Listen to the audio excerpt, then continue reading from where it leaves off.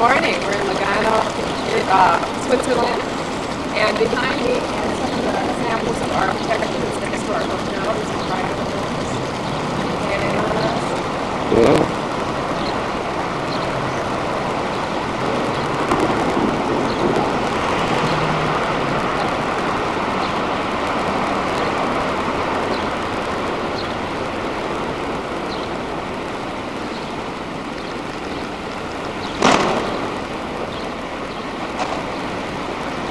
Okay, going down the street here is the bay of the Lake Lugano.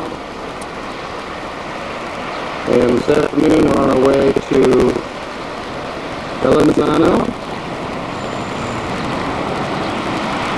which is somewhere up beyond those mountains. And then this afternoon we're going to take a funicular up to the top of that mountain, which is San Salvador. It's a beautiful day. It's probably about 65 degrees and probably 45% humidity. Feels good.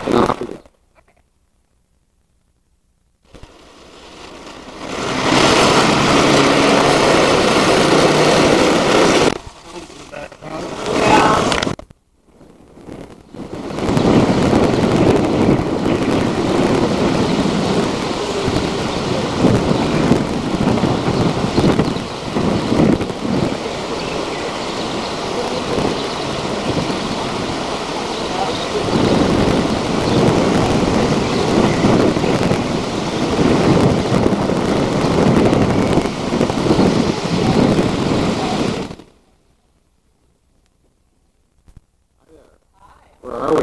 We're inside the castle. What castle?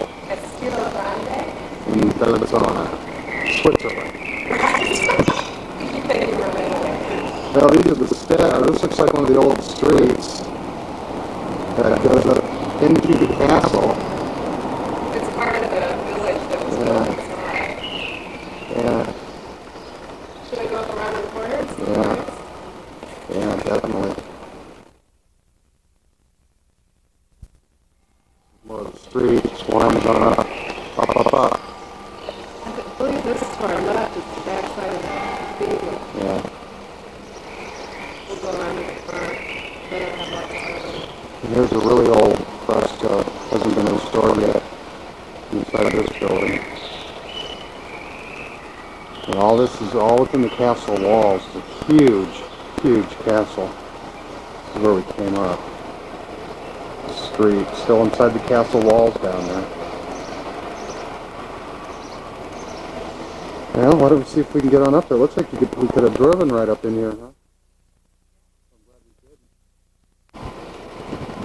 The church bells, we just heard those chiming.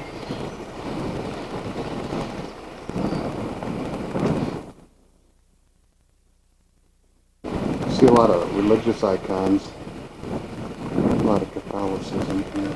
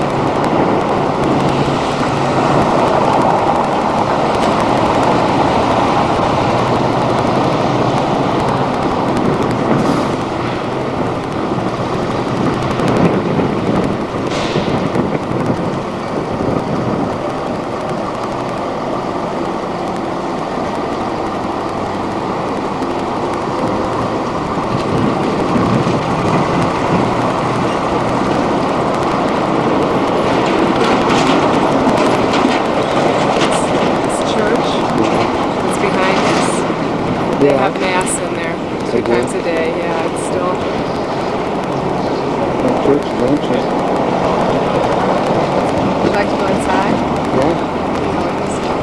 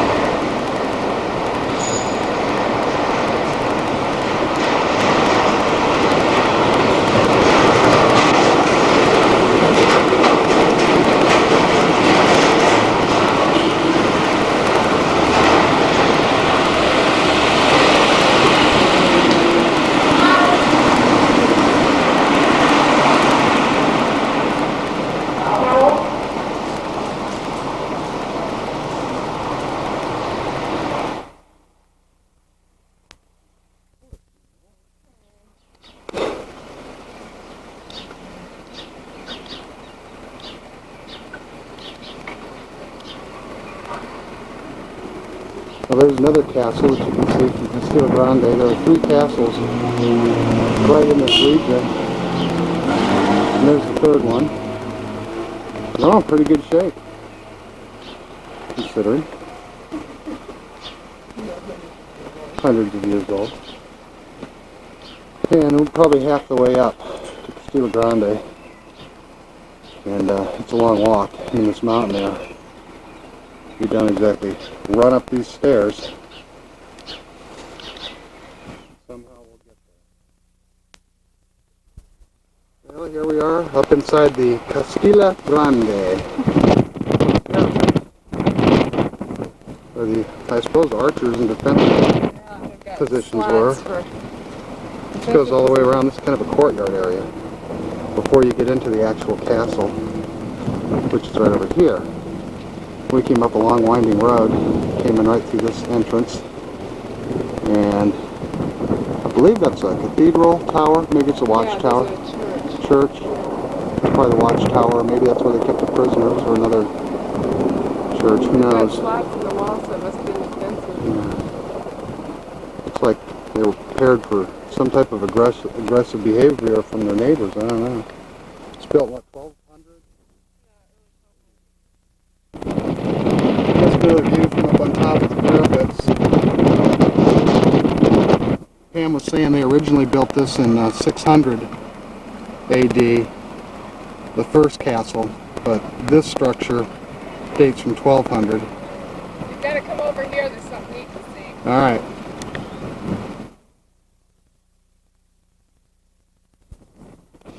This wall not only winds all the way around the castle, but it actually extends way beyond the castle to encompass what was then the entire city. You can see it going down here, and it just goes on and on and on and on. And it goes on down on the other side too. It's really just incredible. Okay, you can see how the wall just keeps on going down. There's another defensive position there. It goes on down here. And if we walked all the way down there, it would just keep going on down. Pretty amazing stuff. Apparently not only could they defend the castle from up on top of the parapet here, but there is a tunnel which apparently leads all the way down underneath this walkway that they could get into to take defensive positions or to hide if they were under attack.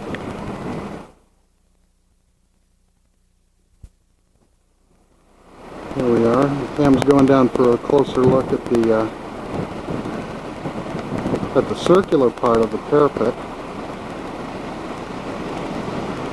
That opening there disappears into another walkway.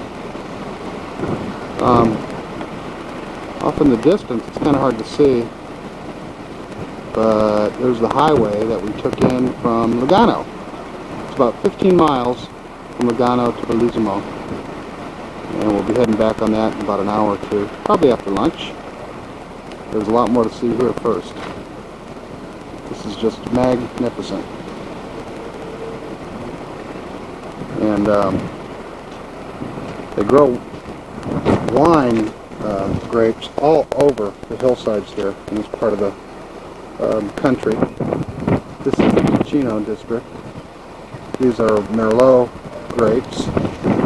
It's mainly what they grow on these hillsides. All along the western edge, I'm seeing right now, they're generally behind these houses. You'd see all kinds of grapevines, and I'm sure there's some over there. There's some right there. But they are all over the hillsides, and some of them are so steep it's hard to imagine how anybody could possibly on this ground.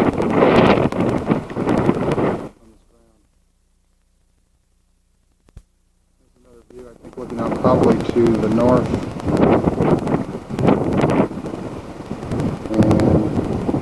The wall extends way beyond this way too. In fact, it encompasses most of what I'm looking at through the lens right now. Originally it did anyway.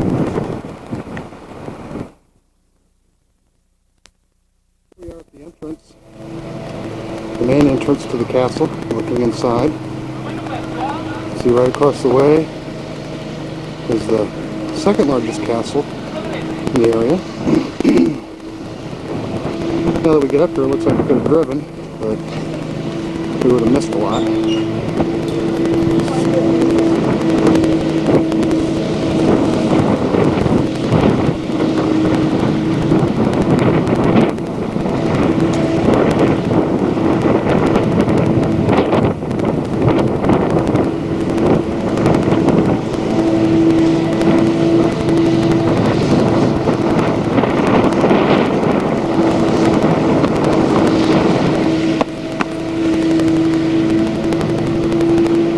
Looks like that's where they kept prisoners.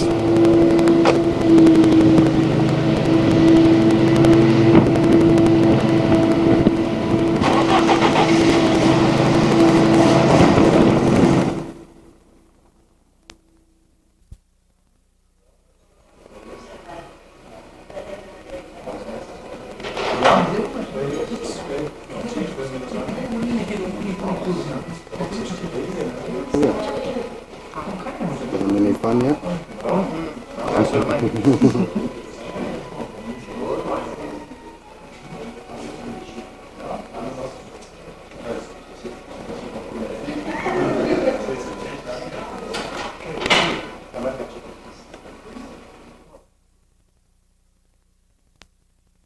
Here we are on the other side of Castle Grande.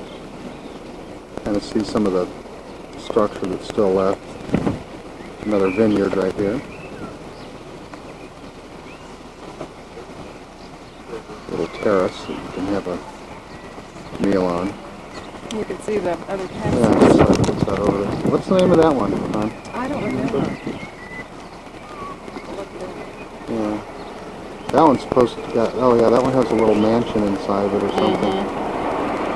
And then this other one up here was built by the Duke of Milan. For the Duke. I don't think he actually built it. In the 1400s?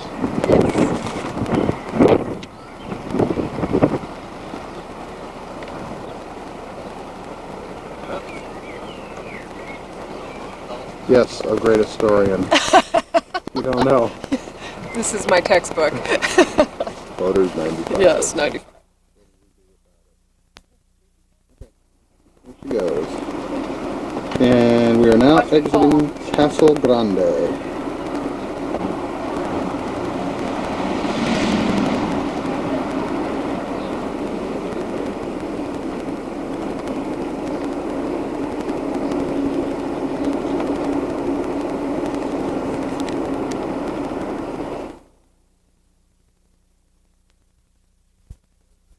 Well, here's a little more of a close-up of the vineyards of the Merlot grapes.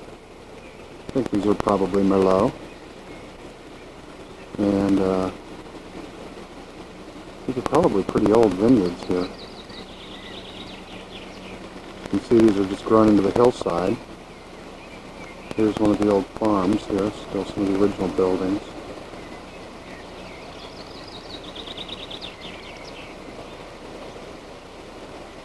And you can see we're up a little ways.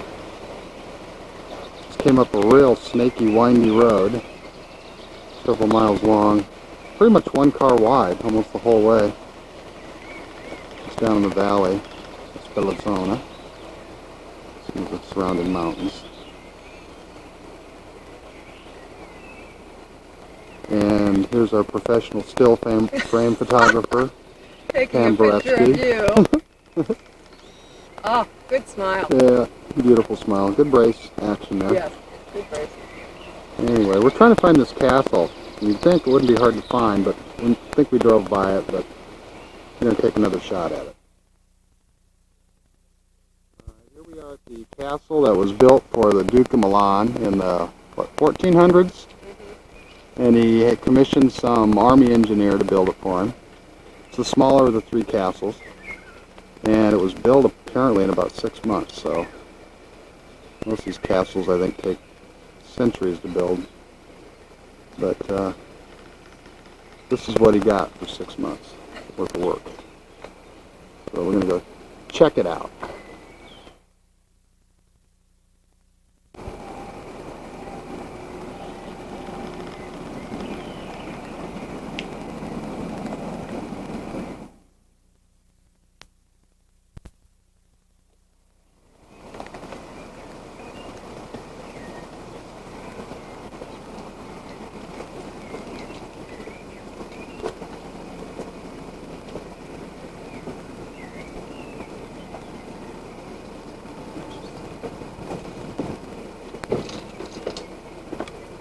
We are in the main outside courtyard.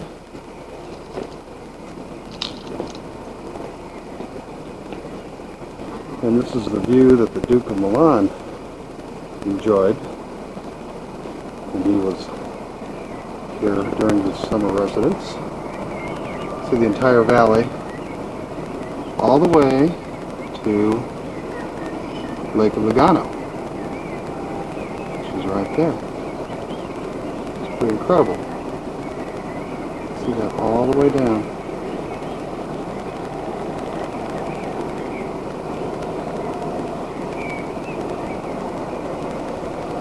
And there's the Casa Grande that we were at earlier. It's a pretty good shot of that, Pamela. Oh, wow, look at that. From up here, isn't that impressive? It's beautiful.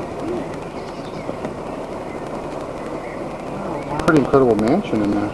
You can see inside the walls. Yeah, we didn't look at that. Didn't even see it. It's hidden.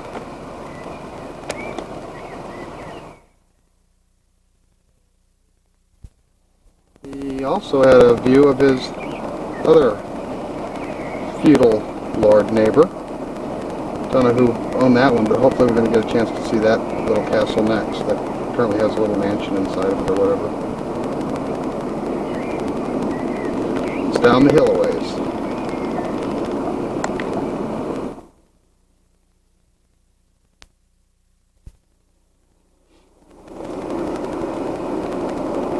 Down below the castle wall where they had apparently carved out a spot for the garden and now using it to plant roses and calla lilies. It's very beautiful, pretty stunning.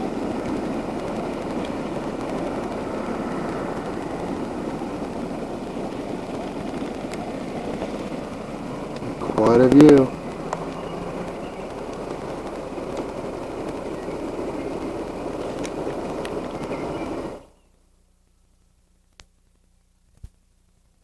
Here we go into the actual castle itself. And it's more of a, really more of a residence. Got a central plaza.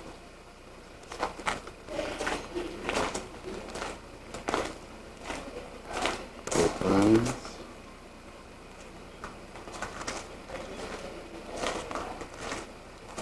$14.29.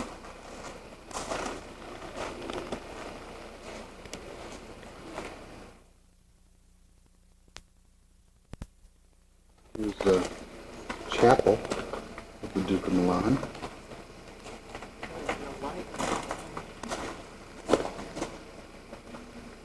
Looks like it's seated about, what, 6 people, maybe 4 people? And he has his own little devotional in here. Some crests on the wall.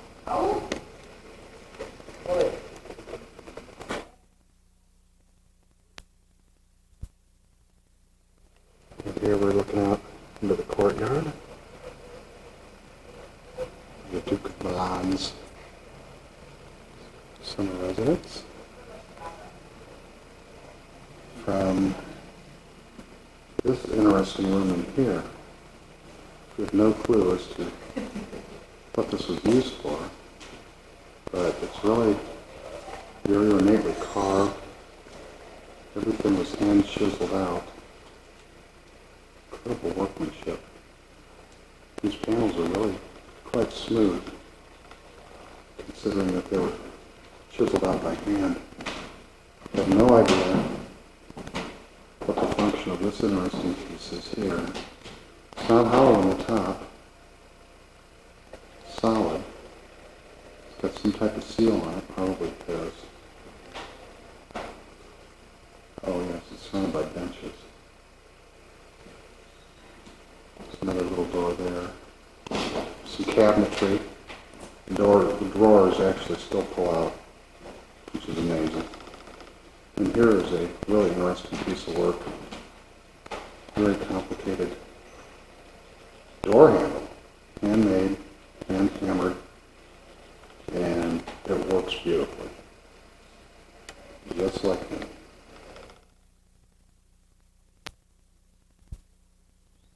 Well, here we are outside, up on the parapet of the Duke of Milan's little summer residence, looking down into his courtyard.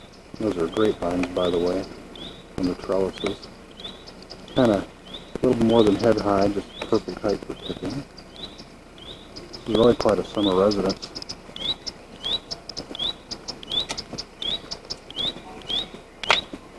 Is the door open? So Shannon. You're right. Yes. Can we go in? Well, I don't know.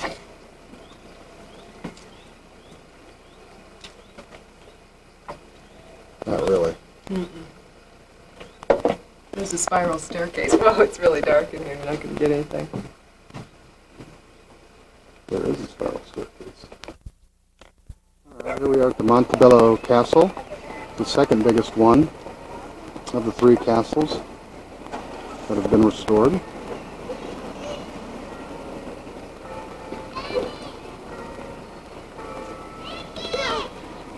See there, this one has a drawbridge.